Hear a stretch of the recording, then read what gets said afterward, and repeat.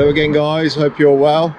Just going to do a follow-up video to the previous video, so if you're new to the channel, please look at the last video, and also I'll leave a link in the description at the bottom. This is day 3 of our project. How are you, Mike?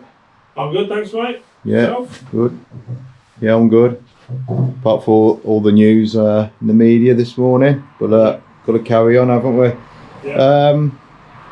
Yeah, so we're lucky enough today to use the customer's garage because we've got some rain forecasted. So it's also a nice area to work from. So I'm going to get you some footage of us putting the gates up this morning. And been having a little bit of trouble with my memory card at the moment, so I'm just praying it doesn't fail on me. I've been trying to get the camera going for the first 20 minutes this morning. So yeah, get you a bit of footage, and hopefully the gates will be finished this morning, and a few other jobs too.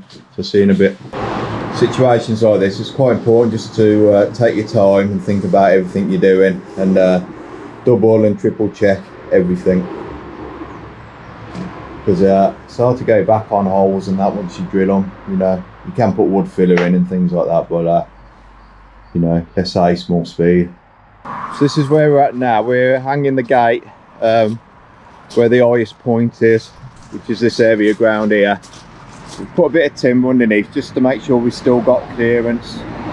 We don't want it too tight to the ground, and if it drops a little bit in the future, it could be just hitting the ground a little bit, even though you can adjust it, but you can't guarantee the customer is going to make them adjustments later on. I've put this strap here just to hold it in place, so we're making sure the gate's level this way. It's looking pretty good between the two lines. We want to make sure it's level this way too,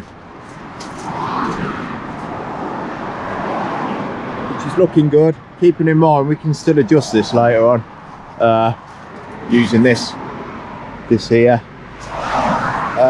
and this hinge here. Would you call that an hinge, that, Mike? I'm not really sure what you call this, yeah, but yeah, we've turned this one upside down, so it's harder for people to steal the gate. Well, not steal it. Yeah, not steal the gate, you see, because a lot of gates do get stolen around here. Yeah, so you'd have that one there. So that one's going to bear most of the weight, but obviously this one's not going to be bearing the weight as much, but it's going to stop it moving, so it does help it support it a lot, obviously.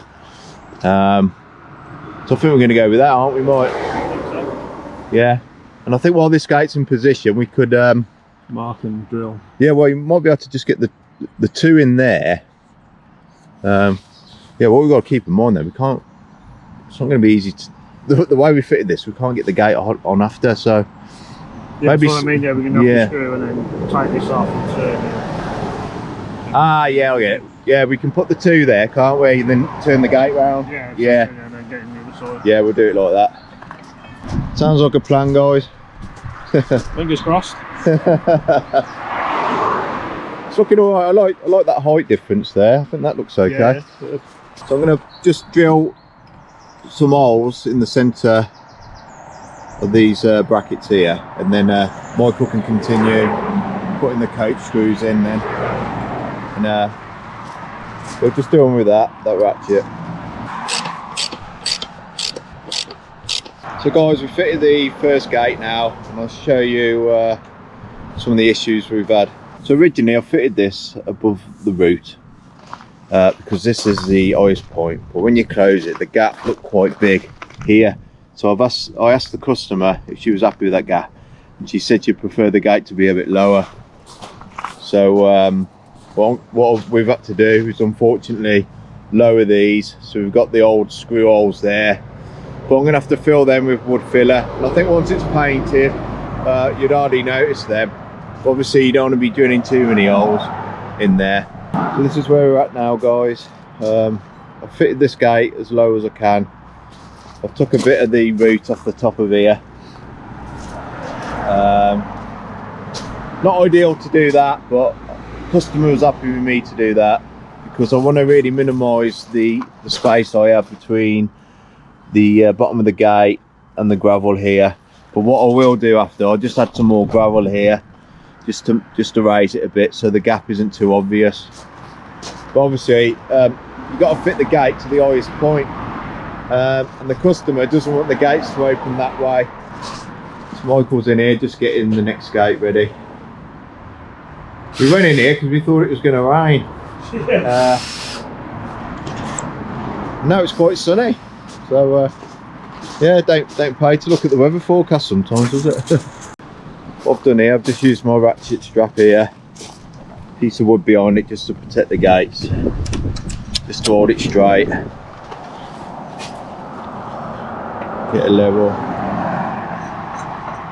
That side's a little bit higher at the moment, but you have to keep in mind we've got a little bit of adjustment at the bottom. So this is the finished job, guys. We fitted the gates. We left a bit of space in between the gates for expansion. Obviously it's not going to expand that much, but I definitely didn't want to risk putting the posts in too close together. So this is what Mike's managed to do with the limestones.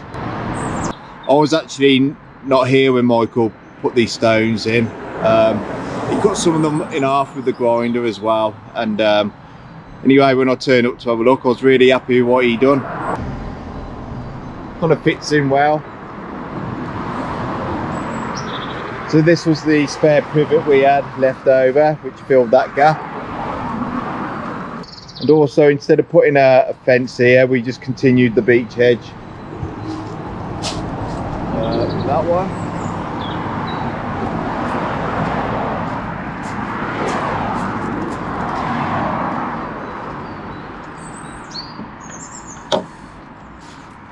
We've just fitted one drop bolt there, because when that's on top of there, that secures everything together. Customer actually put these couple of stones in here, which was a nice finish. We put these bits of timber in here with these hooks on, just to secure the gates when they're open. Put one there as well.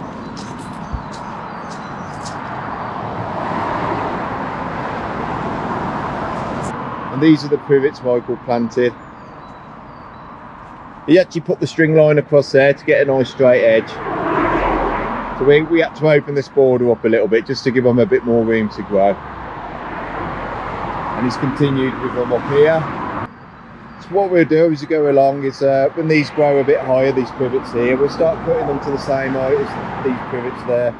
Michael also put a new post in here, and he painted this rail fence with hammerite. Anyway, I thought you all deserved the follow-up video to see the finished job.